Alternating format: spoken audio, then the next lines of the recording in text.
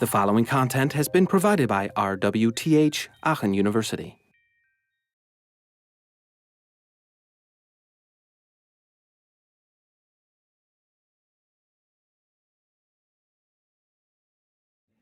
Experimental design. There's two different ways, basic ways, that you can set up your design. These are important to understand because this comes up every time you design an experiment. You can design your experiment in a so-called between groups form. That basically means that you split the different variants of the experiment between the two groups. That's where the word comes from. So each subject, each user each participant that you have only does one variant of the experiment. That means you have at least two groups. One that is the so-called treatment group that gets one level of the independent variable that you're studying, and the control group that gets the other level of the independent variable. Big advantage here is that you don't have learning effects across variants. What do I mean by that? Well, for example, let's say we want to study mouse versus touchpad, right? We want to find out what's faster to acquire targets. So if I let people use only the mouse pad, you guys use only the mouse pad, you guys use only the touchpad, then there's no danger that for the task that you get used to the task doing it in one way, and then in the other treatment, when you get to use the second device, you would be faster. Right? There's no learning effect.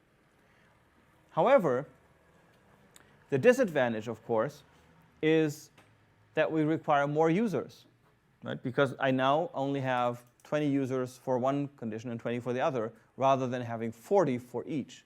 If I had everybody do both conditions, that would be the within groups design, I wouldn't have that problem. The thing with learning effects is interesting because it means that the between groups design is actually, and this will be important when you need to run any kind of experiment, so you need to think about this. The between groups design is okay if you have a task that uses very basic cognitive processes. Why? Because then you can assume that these kinds of things aren't really going to be phenomenally different between people. So splitting your group in half is totally fine. What do I mean by that? Well, I could run into a problem here. I could say, unfortunately, all the smart people are sitting towards the window in this room, and all the dumb people are sitting on this side of the room, right? Just hypothetically speaking here. So if I now did my study with between groups and I said, you guys touchpad, you guys mouse, and you like touchpad like crazy, and you're super fast because you're also smart, and you're like mouse away, you don't know what you're doing. And then we get results like, oh, the mouse is so much worse than the touchpad, but it only came out of an anomaly in the user base I picked, right? If I had everybody do both conditions, so you guys go, oh, mouse is slow, but touchpad, you're also, oh, very slow, and you guys just go crazy on both mouse and touchpad, then we would cancel out these individual differences in the groups, right? So that's the within groups design. If you let everybody who takes part do all the variants of the experiment. We don't need as many users because we now have 40 people doing every single experiment rather than 20. And we cancel out individual differences between people, which is important. This is something that you want to do for most complex tasks like typing, reading, composition, problem solving, things where the differences between individuals tend to be much bigger than with basic things like tapping, dragging, or visual search, like simple cognitive tasks. But the problem, of course, is learning effects, right? If I have everybody do the mouse experiment and then everybody does the trackpad experiment after that, then you might have learned something about the experiment, about the setup, about the machine you're using here, and you might be faster in the second one. So let's see if we can come up with the right design for each of those in our example. So what about the folks with the security training?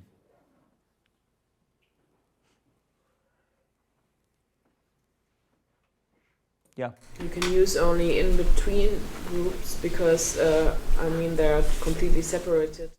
Right. Make them do both. Right. So it's impossible to have somebody not take a security training and take a security training. So between group study seems to make the most sense here, because once you've taken the training, you have a very strong learning effect that happened and that cannot be undone. Right? So in this case, you could do it only with two groups. Or, well, you could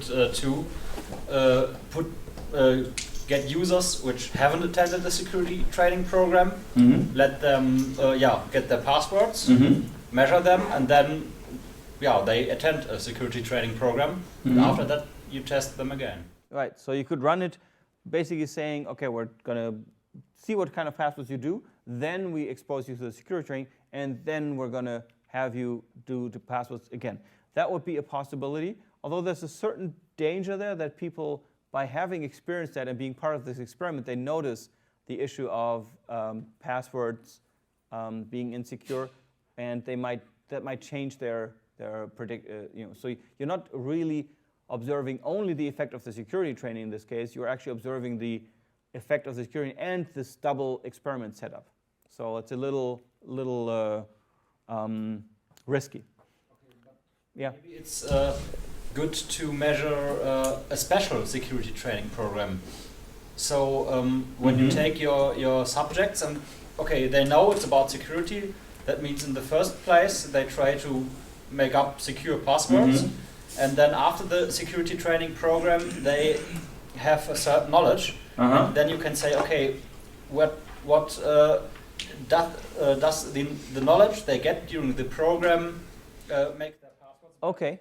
Yep. Or when they try to make secure Yes. passwords. Yes, that would be a possibility. That's right. So if you had them actually go through and say, like, create as secure passwords as you can, and then they take the training and then you do that again, you would see whether they learned something about that. Again, a slightly different thing, because asking somebody explicitly, I want you now to create the most secure password you can come up with, is different from what kind of passwords people create in their daily lives. And that's in the end, that's what you want to learn. Do they actually transfer that knowledge to their daily use, or do they go back home and then they again use secret as the password for everything, right? Okay, but you see already, this is a tricky business, right, to get this right. And there's never an experiment that is completely unquestionable. There's always some way that the experiment results could have been explained in some other way, that there could be something else going on. You just want to reduce and minimize these effects that you can cancel out. Okay, number 2, joysticks, trackballs. What's the experimental design?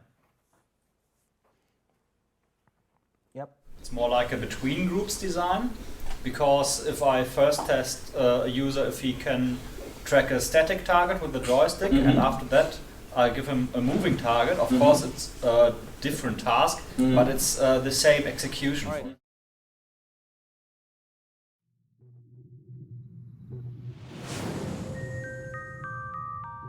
This content was provided by RWTH Aachen University.